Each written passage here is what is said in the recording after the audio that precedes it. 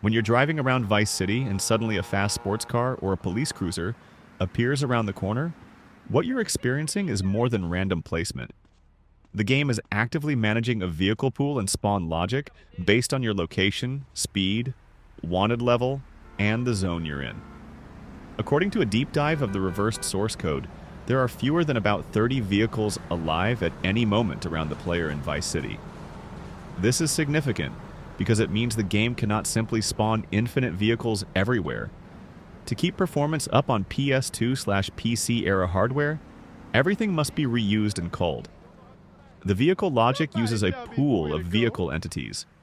As you move through the map, vehicles that drift far away from the player are removed from the pool, or deactivated, and new ones are spawned closer to the player. The decision of which vehicle to spawn isn't random.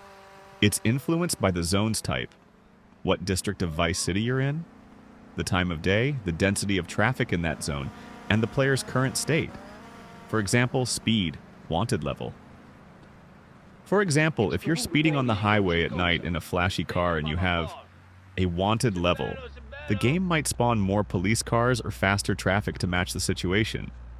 Another interesting detail, the game does not try to spawn a car matching exactly the one you're driving, so you won't see your car model suddenly appearing behind you just for flavor.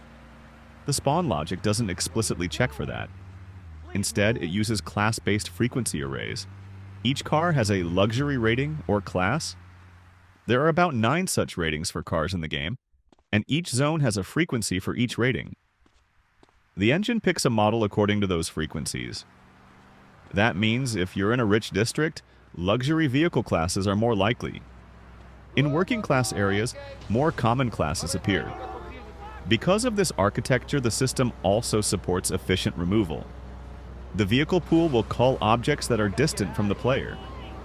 When a vehicle hasn't been near the player for some time, or is far outside the active world radius, the game flag it for removal from the active pool, and that frees up one of the limited slots so new vehicles can spawn closer. What this means for players, when you linger in one area for a while, you'll start noticing repeating car models, or sometimes weird spawn behavior, like a car popping in suddenly. That's the engine wanting to reuse resources rather than having infinite unique vehicles. Why does this matter?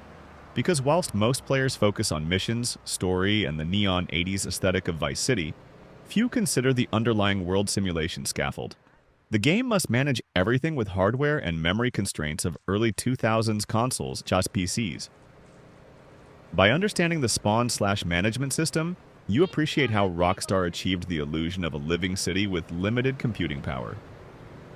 It also explains some quirks. For example, if you drive slowly in a quiet district, you'll see fewer exotic cars.